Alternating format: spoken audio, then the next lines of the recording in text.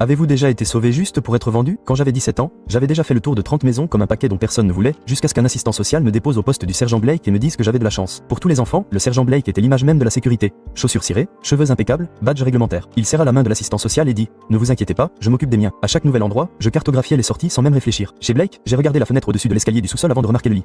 La porte d'entrée avait un verrou. La porte de derrière se bloquait quand on la tirait. Pourtant, j'ai fait semblant de m'installer. Cette nuit-là, il est entré dans ma chambre alors que la maison était sombre et que l'air était épais. Il s'est assis sur mon lit et a repoussé mes cheveux en arrière comme si j'étais égaré. Il a dit: Tu as l'air fatigué, laisse-moi t'aider à te reposer. Puis sa bouche s'est enfoncée dans mon cou, laissant une marque qui me brûlait. Il murmura: C'est pour que tu n'oublies pas à qui tu appartiens maintenant. Mon corps se figea. Je restais silencieuse. Où étais-je censé aller? Le lendemain matin, je trouvais 2 billets d'avion sur la table. Un pour moi, un pour lui. Blake dit: Fais ta valise. On va voir un ami. Du vrai travail, de l'argent réel. C'est comme ça qu'on prend une longueur d'avance dans la vie. Il m'a regardé, attendant ma gratitude, un simple hochement de tête. Mes mains n'arrêtaient pas de trembler tandis que je fourrais des vêtements dans un sac à dos. Avant de partir, je vérifiais une dernière fois les serrures de la porte arrière, toujours bloquées. Nous atterrissions dans un autre pays avant même que je puisse reprendre mon souffle. À l'aéroport, l'ami de Blake lui glissa une enveloppe d'argent dans la main. Il me regarda à peine lorsqu'il me dit